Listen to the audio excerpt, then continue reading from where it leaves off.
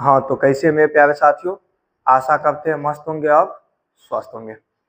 आज हम लोग एक केमिस्ट्री की नया चैप्टर को स्टार्ट करने जा रहे हैं।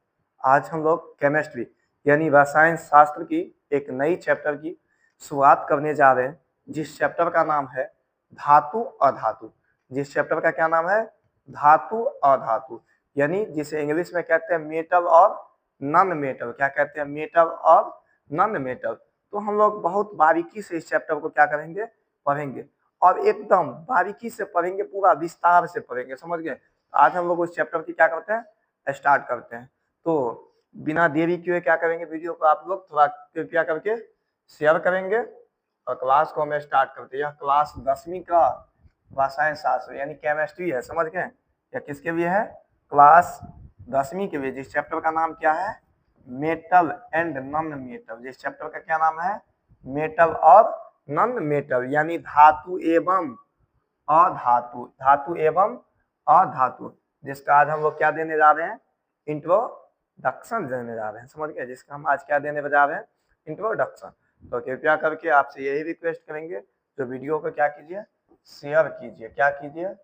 शेयर कीजिए, और तनी लाइक भी कीजिए, और चैनल को क्या कीजिएगा? सब्सक्राइब करना ना भूलिएगा, समझ गए? तो बिना देरी किए क्या करते हैं? अब चैप्टर को हम स्टार्ट करते हैं। चलिए अब चैप्टर को स्टार्ट करते हैं। चैप्टर को स्टार्ट करने से पहले आप थोड़ा पीछे चलिए, यानी आप पहले जो पढ़े थे रासायनिक अभिक्रिया, पहले जो चैप्टर पढ़े थे, जिस चैप्टर का क्या नाम था? पहला चैप्टर का रासायनिक अभिक्रिया एवं समीकरण, और दूसरा जो चैप्टर पढ़े थे अम्ल भस्म और लवण। आज जो तीसरा चैप्टर पढ़ने जा रहे हैं वो क्या है? चैप्टर का नाम धातु और अधातु। तो अभी हम लोग जो चैप्टर स्टार्ट करेंगे, जिस चैप्टर का क्या नाम है? धातु और धातु एवं अधातु। धातु एवं अधातु, समझ गए? जिस चैप्टर का क्या नाम है? धातु एवं अधातु, और इंग्लिश में इसे क्या कहते हैं? मेटल और नॉन मेटल। इंग्लिश में इसे क्या कहेंगे? Metal and non metal. Non metal, समझ गए? इंग्लिश में क्या कहेंगे इसे? मेटल और नॉन मेटल। चलिए, तो ये आपका चैप्टर का नाम है। जो चैप्टर कितना है? यह लेसन, मतलब ये लेसन कितना है? लेसन 3 है, यानी चैप्टर नंबर कितना हम लोग पढ़ने जा रहे हैं? अभी चैप्टर नंबर 3 पढ़ते हैं ना। चैप्टर नंबर कितना है आपका? चैप्टर नंबर 3 है। ये चैप्टर नंबर कितनी है? चैप्टर नंबर यह 3 पढ़ने जा रहे हैं। इस चैप्टर का नाम क्या है? धातु एवं अधातु, यानी इंग्लिश में कहे तो मेटल और नॉन मेटल। तब धातु अधातु को समझने से पहले कुछ बेसिक बात कर लेते हैं हम। बहुत सारा ऐसे बच्चे होंगे जिन्हें थोड़ा बेसिक में दिक्कत होता है। सब छात्र एक जैसा नहीं होता है, और टीचर का यही उद्देश्य होता है जो सभी को समान रूप से लेके चले, समझ गए? जो बच्चा तेज होता है, हालांकि वो तो पढ़ ही लेता है, टीचर जैसे भी पढ़ाए, जो बच्चा तेज होता है वो अक्सर पढ़ ही लेता है।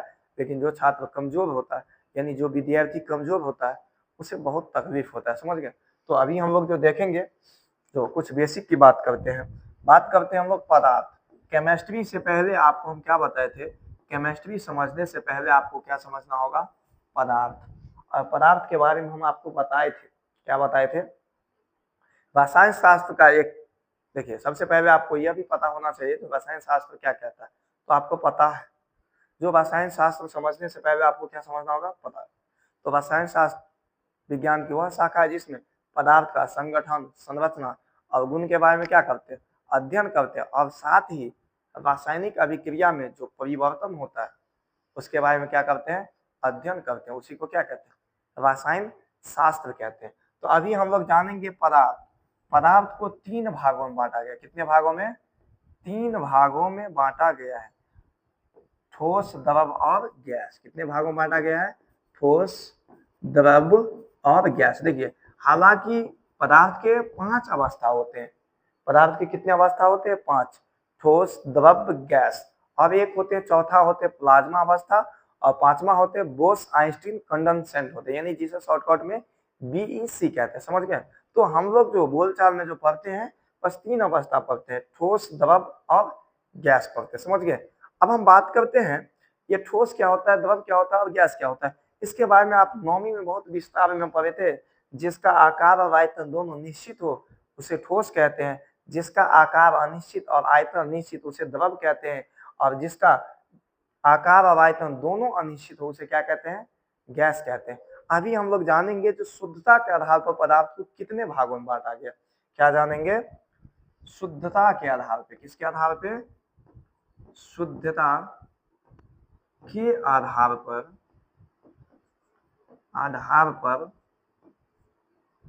शुद्धता के आधार पर पदार्थ को शुद्धता के आधार पर पदार्थ को कितने भागों में बांटा है, बताइए। तो शुद्धता के आधार पर पदार्थ को 2 भागों में बांटा गया। कितने भागों में बांटा गया, पदार्थ को 2 भागों में बांटा गया है। एक शुद्ध पदार्थ और दूसरा अशुद्ध पदार्थ। एक शुद्ध पदार्थ तो दूसरा अशुद्ध पदार्थ। दूसरा क्या है, अशुद्ध पदार्थ, समझ गए। अब ये देखिए शुद्ध पदार्थ को कितने भागों में बांटा गया, तो शुद्ध पदार्थ को भी 2 भागों में बांटा गया। शुद्ध पदार्थ को कितने भागों में बांटा गया है, तो 2 भागों में बांटा गया। शुद्ध पदार्थ को 2 भागों में बांटा गया। एक को कहते हैं तत्व तो दूसरा को क्या कहते हैं, यौगिक। एक को क्या कहते हैं, तत्व, तो दूसरा को क्या कहते हैं, यौगिक। तत्व को इंग्लिश में एलिमेंट कहते हैं और यौगिक को इंग्लिश में कंपाउंड कहते हैं। अब अशुद्ध पदार्थ को कितने भागों में बांटा गया है, तो केवल 1 भाग में बांटा गया है, जिसे क्या कहते हैं, मिश्रण। क्या कहते हैं, मिश्रण। और मिश्रण को इंग्लिश में क्या कहते हैं, मिक्सचर कहते हैं। क्या कहते हैं, मिक्सचर। तो अभी हम लोग बारी बारी से जानेंगे। टोटल जो तत्व होते हैं, जो तत्व की संख्या होती है वो कितनी होती है, 118 होती है। टोटल तत्व की संख्या कितनी होती है, 118, समझ गए। अब हम बात करते हैं तत्व को कितने भागों में बांटा गया, तो तत्व को 3 भागों में बांटा गया। तत्व को कितने भागों में बांटा गया है, तो तत्व को 3 भागों में बांटा गया, समझ गए। तत्व को कितने भागों में बांटा गया है, तत्व को 3 भागों में बांटा गया है।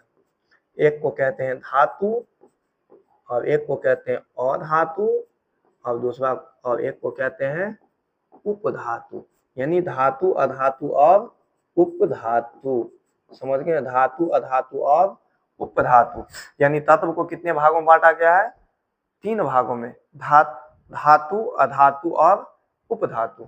अब बात करते हैं यौगिक। यौगिक को कितने भागों में बांटा गया, तो यौगिक के 2 भागों में बांटा गया, एक कार्बनिक और दूसरा अकार्बनिक। एक को कहते हैं कार्बनिक और दूसरा को क्या कहते हैं, अकार्बनिक। इसे देखिए, इसे कितने भागों में बांटा गया है, तो इसे 2 भागों में बांटा गया। कितने भागों में, 2। एक को कहते हैं कार्बनिक और दूसरा को क्या कहते हैं, अकार्बनिक। चलिए,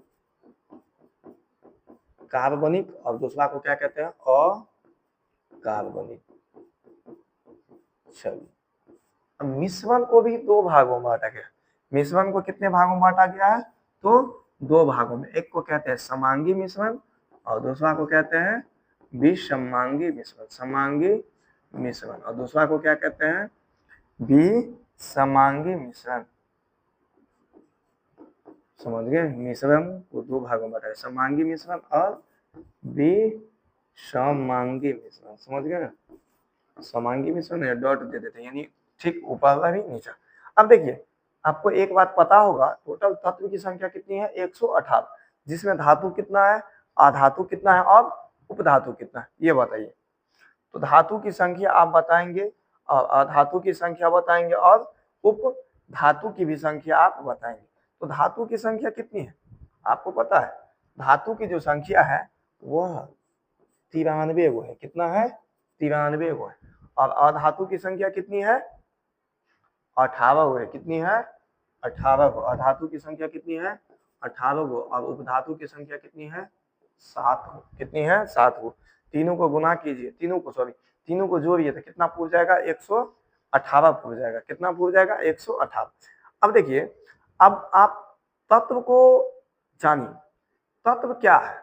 आपको यहाँ से पहले ध्यान में ये रखना होगा, यदि आपको तत्व के बारे में जानकारी लेना है, यदि तत्व क्या है आपको यह भी तो जानकारी लेना है, तो क्या कहेंगे, तत्व उन शुद्ध पदार्थ को कहते हैं, तत्व शुद्ध पदार्थ है ना, तो कहेंगे तत्व उन शुद्ध पदार्थ को कहते हैं जो केवल एक तरह के परमाणु से बने हैं। कितने तरह के परमाणु से बने हैं, सिर्फ एक तरह के परमाणु से बने हैं।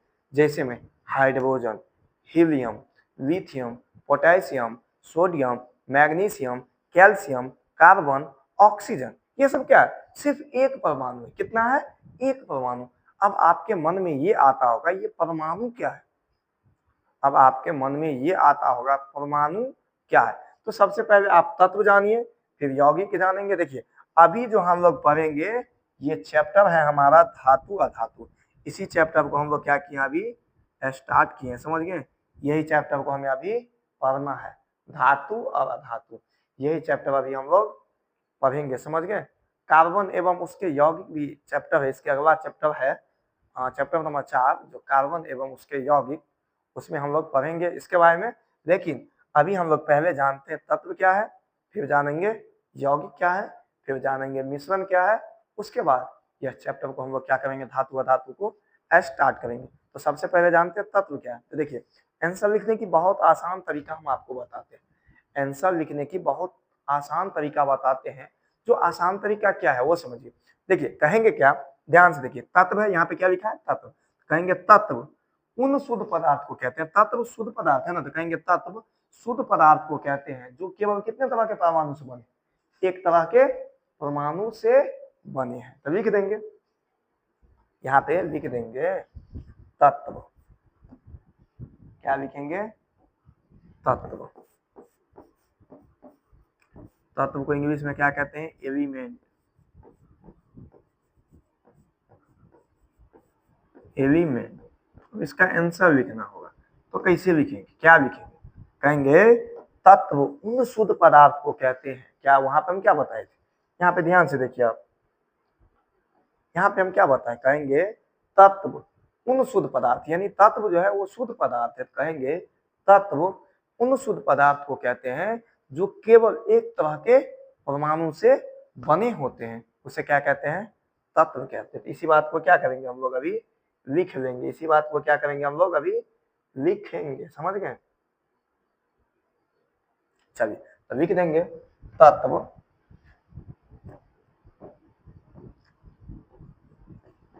तत्व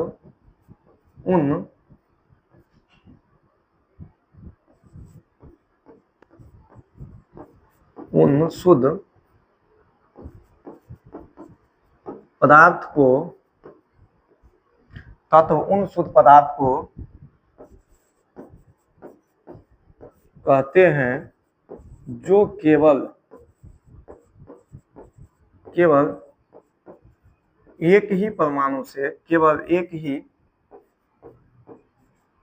जो केवल एक ही परमाणु से बने होते हैं, बने होते हैं, समझ गए। जैसे में आप उदाहरण बहुत सारा लिख सकते हैं, बहुत सारा उदाहरण आप लिख सकते हैं, जैसे में हाइड्रोजन, ऑक्सीजन, सोडियम, ये सब का आपको पता है ना नाम। एच से क्या होता है, एच किसका संकेत है, तो हाइड्रोजन का, किसका संकेत है, हाइड्रोजन का, समझ गए। अब उसके बाद एन ए किसका संकेत है, तो सोडियम का, किसका संकेत है, सोडियम का। के उसके बाद के किसका संकेत है, तो पोटेशियम का, किसका संकेत है, पोटेशियम का संकेत है। यानी इसी तरह से आप बहुत सारा लिख सकते हैं, पोटेशियम, मैग्नीशियम, कैल्शियम, सल्फर, सब कुछ आप क्या कर सकते हैं, लिख सकते हैं। तो तत्व क्या है, सिर्फ एक तरह के परमाणु से बने होते हैं। लेकिन परमाणु अब क्या होता है वो समझिए। अब देखिए परमाणु क्या होता है वो समझिए आप सबसे पहले। अब देखिए बचपन से आप पढ़ते आ रहे हैं, जो परमाणु वह सूक्ष्म से सूक्ष्मतम कण जिसका खंड या टुकड़ा नहीं किया जा सकता है, उसे क्या कहते हैं, परमाणु कहते हैं। लेकिन इस परमाणु को भी जब खोला गया, यानी फोड़ा गया, तो इसमें पता चला क्या क्या था, इसमें 3 चीज निकला। इसे जब फोड़ा गया था क्या क्या चीज निकला, 3 चीज निकला। पहला निकला इलेक्ट्रॉन, दूसरा निकला प्रोटॉन,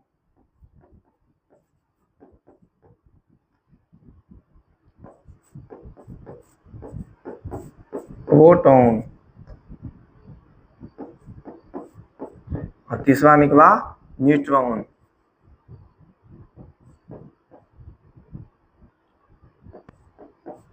न्यूट्रॉन देखिए, इलेक्ट्रॉन का ए से संकेत होता है और इलेक्ट्रॉन पे हमेशा निगेटिव चार्ज होता है, समझ गए।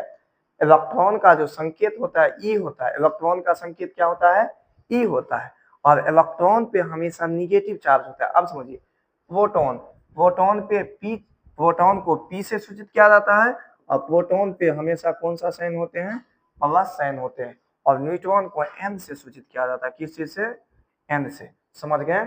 न्यूट्रॉन को क्या चीज से सूचित किया जाता है, एन से। अब देखिए, परमाणु में क्या होते हैं, परमाणु की संख्या बराबर क्या होते हैं, इलेक्ट्रॉन की संख्या इक्वल टू प्रोटॉन की संख्या, यानी इलेक्ट्रॉन की संख्या और प्रोटॉन की संख्या को जब हम जोड़ देते हैं तो क्या निकलता है, परमाणु संख्या निकलता है। क्या निकलता है, परमाणु संख्या निकलता है, समझ गए। तब क्या निकलता है, परमाणु संख्या निकलता है, समझ गए। तो यही था, परमाणु को जब खोला गया तब क्या सब पता चला, इलेक्ट्रॉन, प्रोटॉन और न्यूट्रॉन। अब चलिए, अब हम लोग देखते हैं यौगिक केकरा कहते हैं, क्या कहते हैं। अब हम लोग क्या देखेंगे, यौगिक, यौगिक, यौगिक को इंग्लिश में क्या कहते हैं, कंपाउंड। आखिर ये कंपाउंड होता क्या, कहेंगे, क्या कहेंगे, जब दो, देखिए, जब एक या एक से अधिक, जब एक या एक से अधिक तत्व के संयोज से एक नया पदार्थ का निर्माण होता है, उसी को हम लोग क्या कहते हैं, यौगिक कहते हैं। जब दो या दो से अधिक तत्व के संयोज से निश्चित अनुपात के, देखिए, जब दो या दो से अधिक तत्व के संयोज से एक नया पदार्थ बनता है, उसी को हम लोग क्या कहते हैं, यौगिक कहते हैं। क्या कहते हैं, यौगिक कहते हैं। तो लिख देंगे, दो या दो से अधिक, दो या दो से अधिक तत्व के, दो या दो से अधिक तत्व के निश्चित भार से, दो या दो से अधिक तत्व के, देखिए, दो या दो से अधिक तत्व के जब एक निश्चित भार से, जब तत्व के, जब एक निश्चित भार से, जब एक निश्चित, निश्चित मतलब फिक्स होता है, क्या होता है, निश्चित भार से क्या बनते हैं, एक नए पदार्थ बनते हैं। निश्चित भार से, निश्चित भार के अनुपात से, क्या लिखेंगे, निश्चित भार के अनुपात से, अनुपात से एक नए पदार्थ का, अनुपात से एक नए पदार्थ का निर्माण होता है, निर्माण होता है, उसे यौगिक कहते हैं। उसे क्या कहते हैं, यौगिक कहते हैं। उसे क्या कहते हैं, यौगिक कहते हैं। जैसे में उदाहरण देंगे हम, जैसे में हम आपको क्या देंगे, उदाहरण देंगे। उदाहरण होता क्या, वो सब देखिए। अब एग्जाम्पल हम आपको दे रहे हैं, वो एग्जाम्पल क्या देते हैं। जैसे देखिए, हाइड्रोजन प्लस ऑक्सीजन, देखिए ऑक्सीजन जो हमेशा O2 आता है, देखिए O2 ऑक्सीजन, देखिए ऑक्सीजन हो गया, क्लोरीन हो गया, ये सब हमेशा 2 के साथ लिखा था, समझ गए। अब ये क्यों लिखाता है, ये हम आपको पीछे भी बता चुके हैं, अम्ल चैप्टर में भी बताए थे। उसके बाद रासायनिक अभिक्रिया में भी हम आपको बताए थे, इलेक्ट्रॉनिक विन्यास निकालना, वहां पे भी हम आपको बताए थे, समझ गए। तो ये क्या होता है, हाइड्रोजन और ऑक्सीजन के संयोग से क्या बनते हैं, H2O, क्या बनते हैं, H2O। क्या देखिए, क्या हाइड्रोजन, यहाँ पे देखिए, हाइड्रोजन 2 के जगह पे हम लोग, हाइड्रोजन जब हम लोग देखिए H2 अब O से क्या बन गया, H2O बन गया। तो अब देखिए एक चीज हमेशा याद रखिएगा, यहाँ पे H2 है अब O2 है, तो क्या बन गया, H2O, समझ गए। अब यह समीकरण क्या संतुलित है, नहीं, यहाँ पे 2 लगा देंगे और यहाँ पे क्या कर देंगे, 2 लगा देंगे, तो यह समीकरण क्या हो गया, संतुलित हो गया। यानी निश्चित भार, क्या, यहाँ पे 2 हाइड्रोजन के जगह पे, यहाँ पे जो O2 था, यहाँ पे हाइड्रोजन 2 को था, क्या 2 को के बदले हम 3 को ले लेंगे तो हो जाएगा, नहीं होगा। तो इसी को हम लोग क्या कहते हैं, यौगिक कहते हैं। क्या कहते हैं, यौगिक। जैसे में कार्बन प्लस ऑक्सीजन से क्या बन गया, कार्बन डाइऑक्साइड CO2, समझ गए। ये सब क्या है, इसी को हम लोग क्या कहते हैं, यौगिक। देखिए 2 से क्या बन गया, 1 बन गया, इसी को हम लोग क्या कहते हैं, यौगिक कहते हैं। क्या कहते हैं, यौगिक कहते हैं। समझ गए।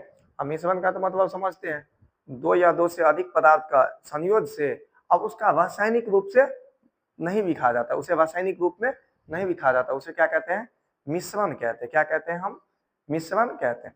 अब हम लोग देखते हैं, अब अपना चैप्टर पे आ जाते हैं, जो हमारा चैप्टर है धातु अधातु, उस पे हम लोग क्या करते हैं, अब आ जाते हैं। अपना जो चैप्टर है धातु अधातु, उस पे अब हमें आना होगा। चलिए चैप्टर पे आने से पहले हम कुछ चर्चा कर लेते हैं। जैसे सोडियम का नाम, सोडियम की परमाणु संख्या कितनी है बताइए तो। सोडियम की परमाणु संख्या 11 है। कितनी है, 11।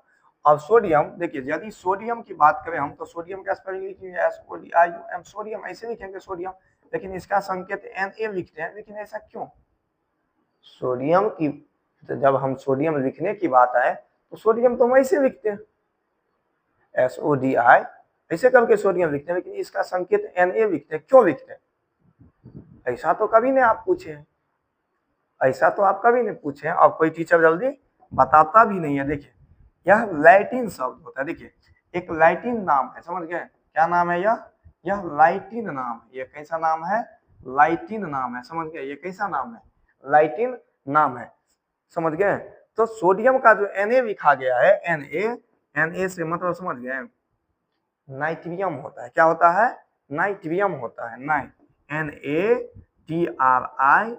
नाइट्रियम। अब समझ में आया। देखिए इसीलिए इसका संकेत हम लोग क्या लिखते हैं, Na लिखते हैं। क्यों लिखते हैं Na, आप आपको समझ में आ गया। सोडियम का संकेत Na क्यों लिखते हैं, समझ में आया। जैसे सोना का ही बात करते हैं, सोना का क्या होता है, सोना का क्या होता है, Au होता है। क्या होता है संकेत, Au। गोल्ड का संकेत क्या होता है, Au। अब Au क्यों लिखते हैं, तो लैटिन नाम क्या है, एयूरियम। क्या है, एयूरियम। समझ गए। इसीलिए इसका संकेत क्या लिखा जाता है, Au लिखा जाता है।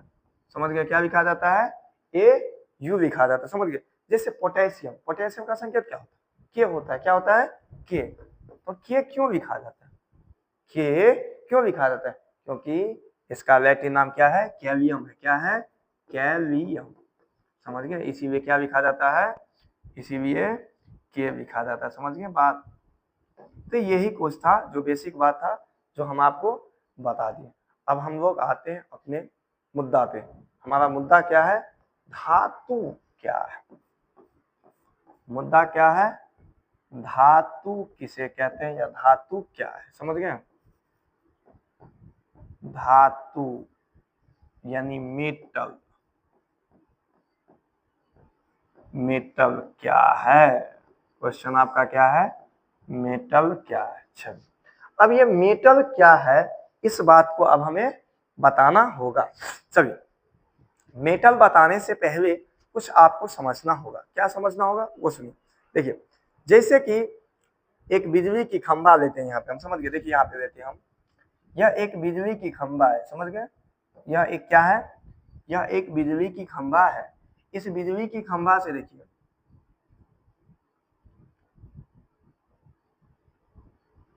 इस बिजली की खंभा से ऐसे करके तार गया है, एक इधर से तार गया है, एक इधर से तार गया है, और एक इधर से तार गया। समझ गए। अब मान लेते हैं मेरे हाथ में कोई धातु है, रुक जाए 1 मिनट, कोई लेने दीजिए।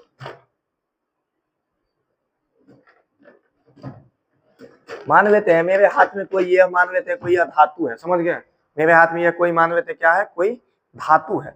अब देखेंगे इसको हम ऐसे लेंगे, ऐसे लेंगे, और यहाँ पे देखो ऐसे ऐसे लेंगे, ऐसे लेंगे, इसको यहाँ पे हम जैसे सटाएंगे तो हमें क्या मारेगा, करंट मारेगा। धातु, धातु की बात करें हम, जैसे यहाँ पे इसको लेंगे हम, यहाँ पे इसे क्या मारेगा, करंट मारेगा। जैसे यहाँ पे हम इसको लेंगे तो हमें क्या मारेगा, करंट मारेगा। जैसे यहाँ पे हम इसको इसमें सटाएंगे तार में तो क्या मारेगा, करंट मारेगा। यानी इससे ये पता चला, जो देखो ये देखिए आप, यह यहाँ पे तार में सटा, अब यहाँ पे हम हाथ पकड़े थे, यानी इसका मतलब ये चला, यहाँ से ये सटा तो ये चल के कहाँ तक आया, यहाँ तक आया।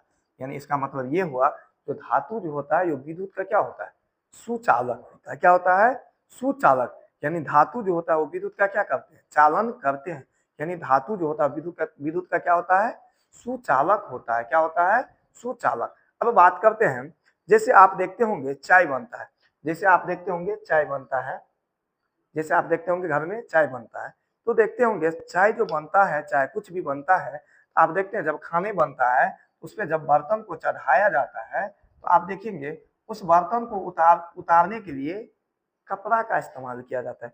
जब बर्तन को चढ़ाया जाता है खाना बनाने के लिए, जब खाना बन जाता है तब उस बर्तन को आप देखते होंगे घर में उतारता है, तो उस समय आप एक चीज को गौर करके देखे होंगे, जो उसे कपड़ा से उतारता है। क्यों? क्योंकि देखिए खाना जो बना तो उसमें आँच तो यहाँ से लग रहा था, आँच तो यहाँ से लग रहा था, मान लीजिए उसमें ताव जो था वो यहाँ से लग रहा था, तो क्या इतना ही दूर ना गर्म होना चाहिए था? लेकिन इतना दूर ना गर्म हो के ये क्या होता है, यह पूरा गर्म हो जाता है, पूरा बर्तन क्या हो जाता है, गर्म हो जाता है। पूरा बर्तन क्या होता है, गर्म होता है। इसीलिए हम लोग क्या करते हैं, पकड़ के क्या करते हैं, उतारते हैं। यानी इससे ये पता चला, वो भी क्या होता है, जो हम लोग खाना बनाते हैं वो क्या होता है, एल्युमिनियम का होता है। क्या चीज का होता है, एल्युमिनियम का होता है, या तो स्टील का होता है। ये सब क्या है, धातु है। ये सब क्या है, धातु है। अभी से ये पता चला जो धातु जो होते हैं, विद्युत और उष्मा, विद्युत और उष्मा दोनों का क्या करता है, चावल। देखिए आग यहाँ पे लगा, लेकिन जब हम बर्तन को ऐसे छुएंगे तो पक जाएगा, हाथ पक जाएगा ना। इसीलिए हम लोग क्या चीज से उतारते हैं, कपड़ा से उतारते हैं। इसलिए हम लोग क्या चीज से उतारते हैं, कपड़ा से उतारते हैं। समझ गए? यानी धातु जो होते हैं विद्युत और उष्मा का क्या करते हैं, चालन करते हैं। यानी यहाँ पे लिखेंगे एक चीज, यहाँ पे जो विद्युत धातु जो होते हैं, धातु लिखेंगे वैसा तत्व। क्या लिखेंगे, वैसा तत्व जो विद्युत और उष्मा का क्या करते हैं, चालन करते हैं। साथ ही आधातु वर्ध एवं तन्य का गुण हो, उसे हम लोग क्या कहते हैं, धातु करते हैं।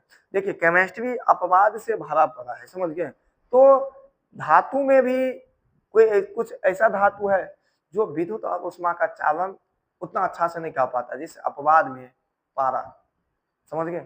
वो धातु है लेकिन विद्युत और उष्मा का चालन नहीं करता है उतना अच्छा से, समझ गए। तो क्या लिखेंगे, धातु क्या है तो क्या लिखेंगे, कहेंगे वैसा तत्व। क्या लिखेंगे, वैसा तत्व।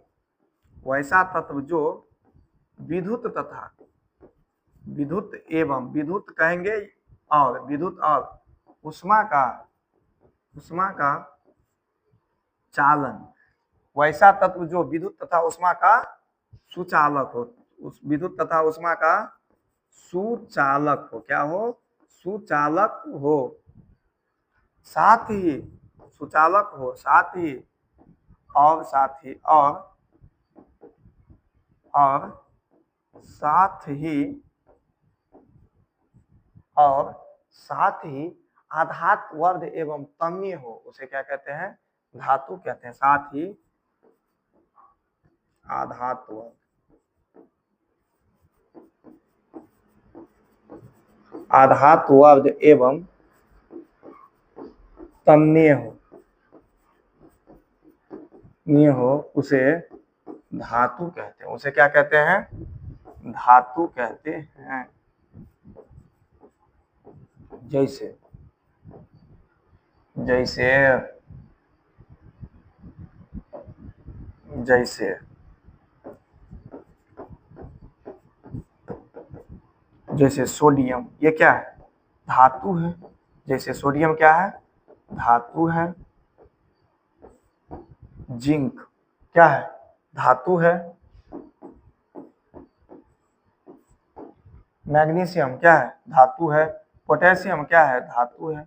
यही सब क्या है, इत्यादि लगा देंगे। यही सब में क्या है, इत्यादि लगा देंगे, समझ गए। ये सब क्या है, धातु है। अब आपको एक चीज यहाँ पे और समझना होगा। देखिए विद्युत का मतलब तो आप समझ गए, जो करंट पास करता है उसे कहते हैं विद्युत। और उष्मा का मतलब भी समझ गए, हीट। और सुचालक मतलब भी आप समझते हैं, जो विद्युत का चालन करता है। यानी उष्मा और विद्युत का क्या करता है, चालन करता है, उसे हम धातु कहते हैं। एक सेंटेंस आपको यहाँ पे दिख रहा होगा, आधात वर्ध। क्या दिखता है, आधात वर्ध एवं तन्य दिखता है। क्या दिखता है, तन्य।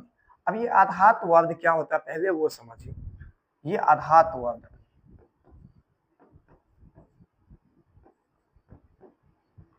आधात वर्ध,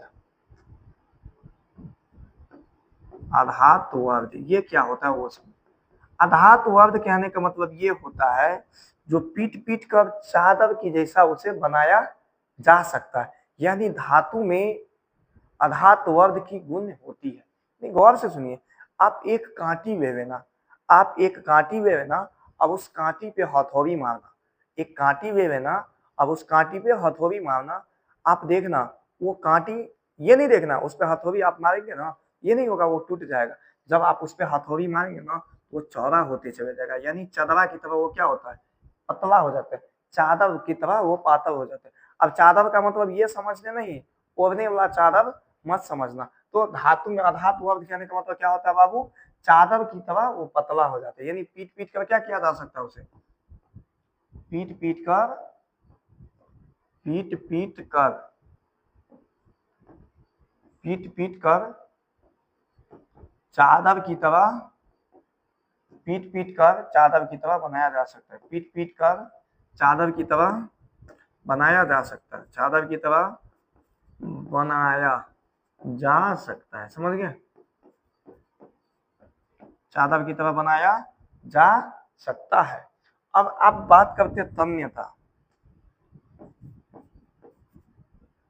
अब ये तन्यता क्या होता है वो समझिए।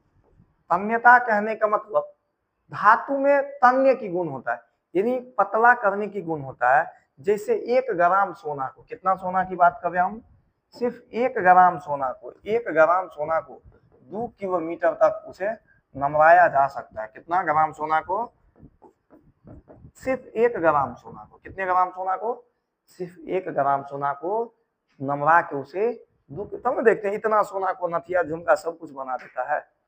आप देखेंगे जैसे कि पंखा होता है, पंखा में जो कॉइल बनता है उसमें तांबा रहता है, देखना वो कितना पतला रहता है। जब घड़ी सब होता है ना, घड़ी सब में ट्रांसफार्मर होता है, उसमें देखना कॉइल जो रहता है वो तांबा का रहता है, देखना कितना पतला रहता है। जैसे कि आप देखेंगे चार्जर होता है ना, फोन का चार्जर, उस चार्जर में देखेंगे छोटा ट्रांसफार्मर रहता है, उस ट्रांसफार्मर में देखना कितना पतला तार रहता है। उस यदि तार को जोखा जाए ना, तो कुछ भी उसको पूरा यदि लपेटेंगे ना, खोलेंगे ना, तो बहुत लंबा होता है, बहुत लंबा। लेकिन वही तार की बात करें, जब हम पूरा को मोल लेंगे ना तो इतना हो जाता है, समझ गए। उसका वजन करेंगे ना तो बस वही 1 आध ग्राम होगा, समझ गए। यानी उसे खींच खींच कर पतला किया जा सकता है, यानी तन्यता कहने का मतलब उसमें पतला होने का गुण होता है, यानी वो पतला भी होता है। यानी तन्यता कहने का मतलब क्या होता है, उसमें पतला होने का गुण होता है, समझ गए। उसे खींच खींच कर पतला किया जा सकता है, उसे खींच कर, कैसे, खींच कर पतला किया जा सकता है, समझ गए, पतला किया जा सकता है, समझ गए। और कोई बात, पतला किया जा सकता है, यानी आधात वर्ग मतलब समझ के पीट पीट कर कैसे बनाया जा सकता है, चादर की तरह। और तन्यता का मतलब होता है उसे खींच खींच कर क्या किया जा सकता है, लंबा किया जा सकता है, यानी वो पतला किया जा सकता है, वो टूटेगा नहीं। तब ना देखते हैं पतला पतला तार रहता है, जैसे तंबा का तार रहता है, तो उसको में कितना रहता है, समझ गए। तो यही बात वैसे लिखा भी है, चलिए दिखाते हैं हम आपको थोड़ा। इधर देखिए, इसमें कुछ इमेज भी होगा, हम वो आपको दिखा देते हैं। चलिए देखिए यहाँ पे, तो कहेंगे यह चैप्टर नंबर हम लोग का कितना है, 3, जिस चैप्टर का नाम क्या है, धातु एवं अधातु। तो कहेंगे धातु किसे कहते हैं, तो लिखेंगे वैसा तत्व जो उष्मा तथा विद्युत का क्या करते हैं, चालन करते हैं, और साथ ही अधातु वर्ग तथा तन्य होते हैं, उसे क्या कहते हैं, धातु कहते हैं। जैसे ये सोना है, ये क्या है, सोना है। अब देखिए उसे कितना पतला किया है, कितना पतला किया है। ये देखिए ये बर्तन है, ये क्या है, एल्युमिनियम का बर्तन है, समझ गए। अब देखिए इसका गुण पढ़ना पड़ेगा अब हमें इसका क्या पढ़ना पड़ेगा, गुण। अब गुण में क्या सब पढ़ना पड़ेगा वो देखिए, किसी भी व्यक्ति की 2 गुण होता है, एक अंदर की गुण होता है और एक बाहर की गुण होता है। उसी तरह से इस धातु का भी गुण है, एक भौतिक गुण है और एक रासायनिक गुण है, एक भौतिक गुण है और एक रासायनिक गुण है। देखिए पहले हम लोग धातु के बारे में पूरा पढ़ लेते हैं, धातु क्या है, धातु क्या है पढ़ लिए, उसके बाद उसका रासायनिक गुण, उसका भौतिक गुण पढ़ लेते हैं, फिर हम लोग धातु के बारे में पढ़ेंगे, समझ गए। नहीं तो अभी हम धातु पढ़ लिए, फिर अधातु पढ़ेंगे, फिर उसका रासायनिक गुण पढ़ेंगे, भौतिक गुण पढ़ेंगे, इसे उल्टा पुल्टा हो जाएगा। इसीलिए हम लोग पहले धातु का पूरा पढ़ लेते हैं, फिर अधातु का पूरा पढ़ेंगे। तो सबका 2 गुण होता है, एक अंदर की गुण होता है और एक बाहर की। यानी आदमी जो दिखता है ना वो होता नहीं हकीकत में, समझ गए। आदमी जो आपको दिखता है ना वो हकीकत में होता नहीं, समझ गए। तो देखिए सबसे पहले धातु की भौतिक गुण की बात करते हैं, धातु की भौतिक गुण, भौतिक गुण, समझ गए, भौतिक गुण। अब ये भौतिक गुण को इंग्लिश में कहते हैं फिजिकल प्रॉपर्टी, क्या कहते हैं, फिजिकल प्रॉपर्टी। देखिए सब चीज का क्या होते हैं, एक क्या होते हैं, भौतिक गुण और रासायनिक गुण। तो पहले हम लोग भौतिक गुण जानेंगे, फिर रासायनिक गुण जानेंगे। तो भौतिक गुण क्या होता है और रासायनिक गुण क्या होता है, उसको थोड़ा देखिए, ध्यान से सुनिए। देखिए, जैसे भौतिक गुण कहने का मतलब ये हुआ, जो किसी भी व्यक्ति को देख के आप उसके बारे में बता दिए, वो उसका क्या है, भौतिक गुण है। लेकिन उसके मन में क्या चल रहा है, इस बात को बताना, वह उसका रासायनिक गुण है, यानी वह उसके अंदर की बात है। जैसे हमारे बारे में अभी कोई कह देगा, जैसे हम व्हाइट शर्ट पहने हैं, ब्लैक टोपी पहने हैं, ये सब क्या है, मेरा भौतिक गुण है, बाहर से दिख रहा है। मेरा केस छोटा छोटा है, दाढ़ी मूंछ है, यानी ये सब क्या है, ये मेरा भौतिक गुण है। लेकिन मेरे मन में क्या चल रहा है, इस बात को पता करना क्या क्या है, रासायनिक गुण है। यानी किसी के अंदर के बारे में पता करना, वो क्या है, रासायनिक गुण है। और ऊपर से देख के बता देना, वो क्या है, भौतिक गुण है। तो धातु के भौतिक गुण के बारे में आप हमें बताइए, क्या सब हो सकता है। तो धातु को देख के पता करिए, यानी भौतिक गुण कहने का मतलब क्या है, बाहर से देख के आप उसके बारे में क्या करें, बता दीजिए, तो वो क्या है, उसका भौतिक गुण है। तो सबसे पहले आप धातु देखते हैं, वो चमकदार होते हैं। धातु प्राय कैसी होती है, धातु में प्राय चमक पाई जाती है। तो पहला गुण तो यही हो जाएगा, धातु में प्राय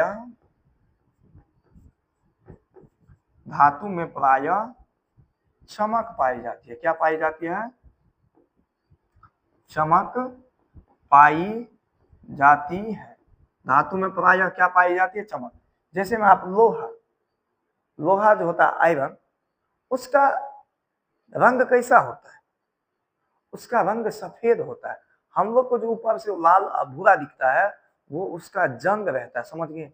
हकीकत में यदि उसे देखा जाए तो वो सफेद होता है। चलिए, तो धातु में प्राय चमक पाई जाती है, यानी धातु चमकता है। जैसे सोना को ले लीजिए, चांदी को ले लीजिए, लोहा को ले लीजिए, ये सब क्या है, चमकते रहता है। चलिए, अब देखते हैं दूसरा, धातु प्राय कठोर होता है। धातु क्या होता है, कठोर होता है। अब देखेंगे, धातु कठोर होता है।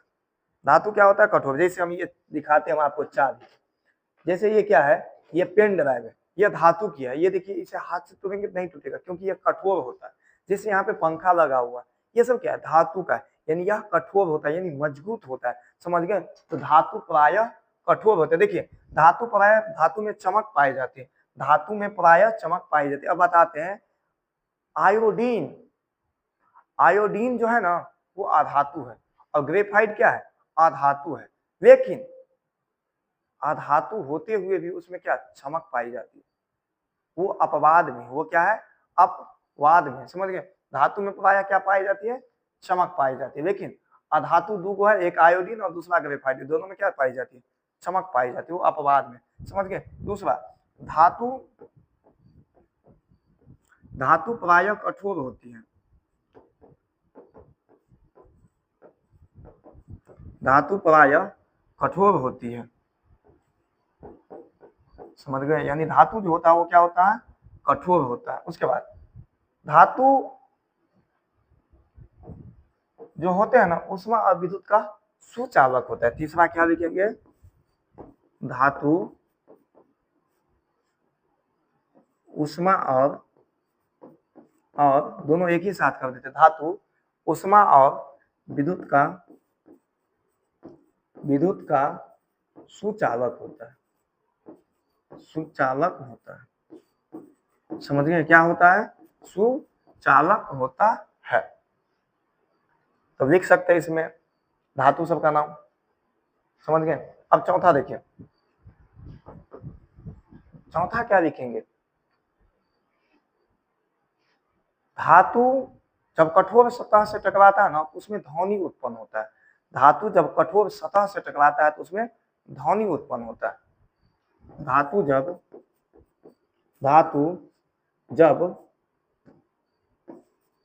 कठोर सतह से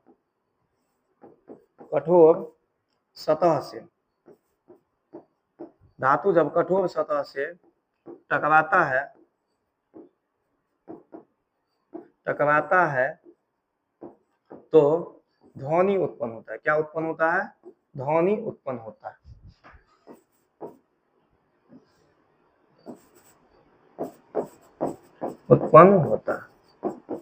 ध्वनि उत्पन्न होता है। धातु जब कठोर सतह से टकराता है तो ध्वनि उत्पन्न होता है। देखिए इसमें भी ये कठोर है ना, इसे टकराएगा तो आवाज आएगा।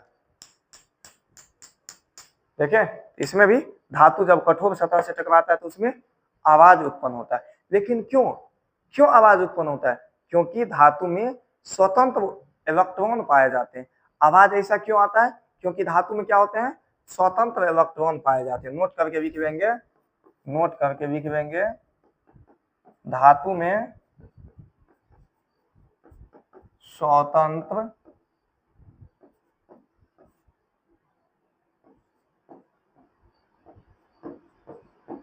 इलेक्ट्रॉन पाए जाते हैं। समझ गए? ऐसा क्यों होता है? क्योंकि धातु में स्वतंत्र इलेक्ट्रॉन पाए जाते हैं। तो अभी हम लोग कितने गुण पढ़े हैं? धातु के भौतिक गुण कितने पढ़े हैं? 4 पढ़े हैं। धातु में प्रायः चमक पाई जाती है, धातु कठोर होती है, धातु उष्मा और विद्युत का सुचालक होता है, धातु कठोर सतह से टकराकर ध्वनि उत्पन्न करता है।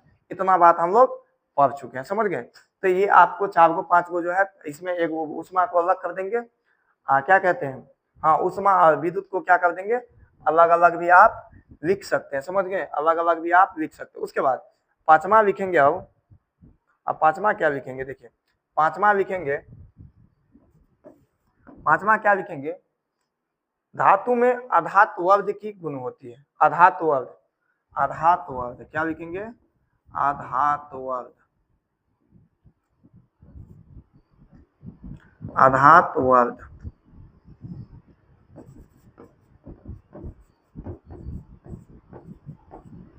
अधातु वर्ग,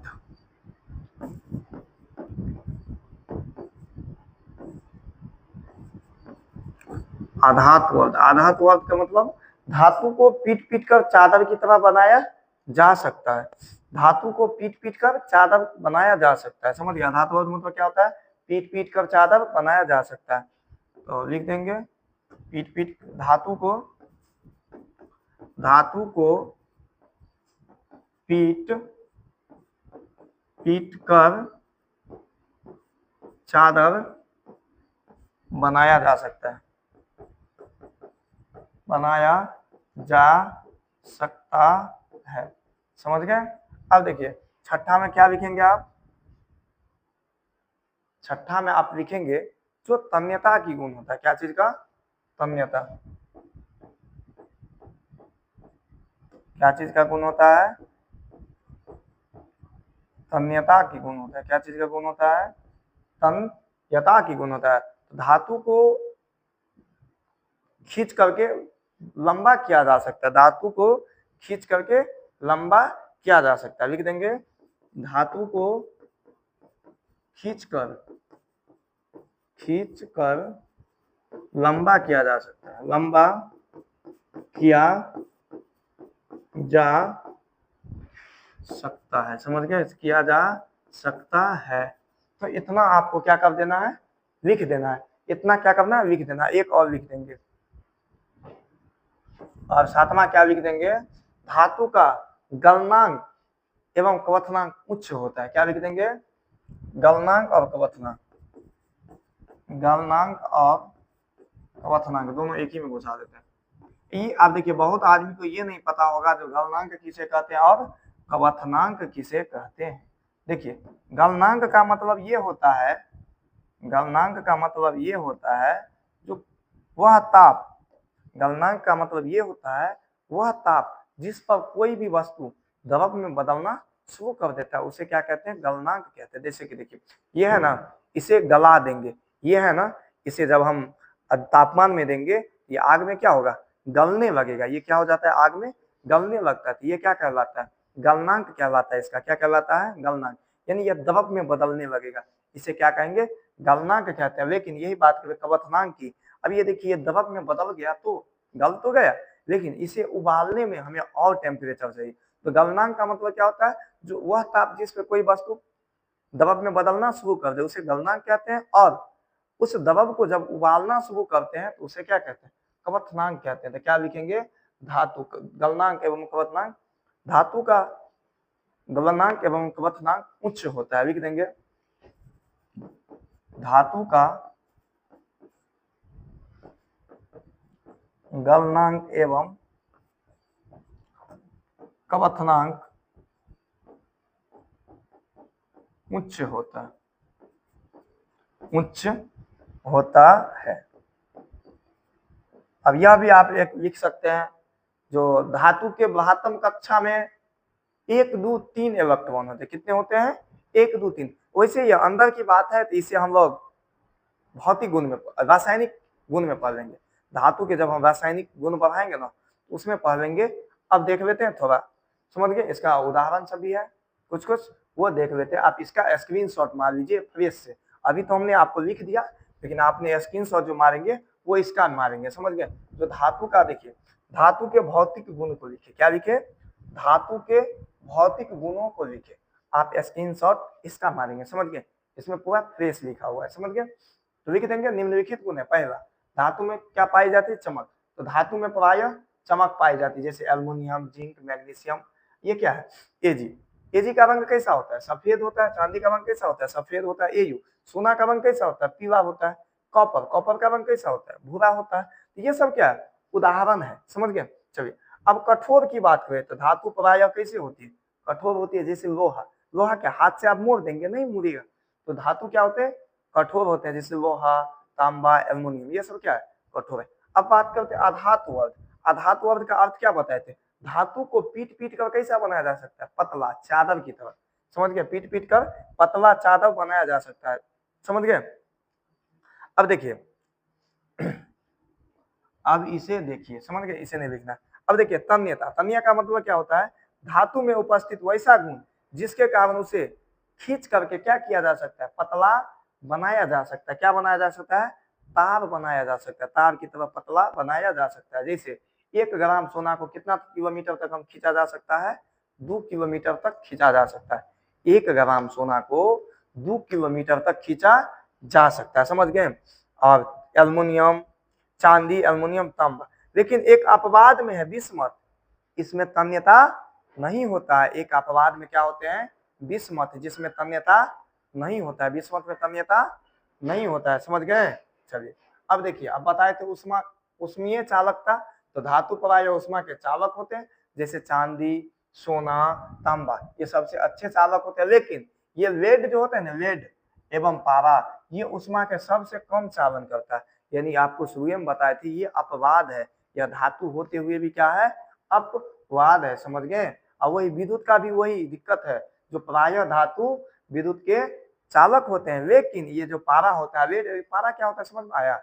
जैसे देखते हैं डॉक्टर साहब जो बुखार चेक करता है, ऐसे ऐसे लगा देता है, उसके बाद ऐसे देखता है, उसमें जो इसे नमकने वाला रहता है ऊपर जो जाता है, उसी को पारा कहता है। उसके बाद बीपी जो चेक करने वाला रहता है, उसमें भी जो रहता है, उसमें भी तो पारा रहता है, समझ गए। थर्मामीटर में जो रहता है वो पारा रहता है, समझ गए। तो ये तांबा सब क्या अच्छे चालक होते हैं, लेकिन ये लेड जो है ना, ये अच्छे चालन पारा नहीं होते हैं। विद्युत का उष्मा का अच्छा चालक नहीं होता है। ध्वनि, तो ध्वनि पता है ना आपको, यह धातु का वैसा गुण है जिसमें धातु जब कठोर सतह से टकराता है तो उसमें ध्वनि उत्पन्न होता है। लेकिन क्यों होता है तो हम आपको बताए थे, धातु में स्वतंत्र इलेक्ट्रॉन पाए जाने के कारण उसमें क्या होती है? ध्वनि का गुण आ जाता है, समझ गए। अब चलिए, अब बताए थे गलनांक और कवथनांक के बारे में। क्या बताए थे? गलनांक। इसमें कवथनांक भी जोड़ दीजिए इसी में, और इसे हम आपको बता भी दिए थे। कवथनांक, दोनों का आंसर सेम होगा, कवथनांक, समझ गए। तो लिख देंगे धातु के गलनांक, यहाँ पे और जोड़ दीजिए, और एंड कवथनांक।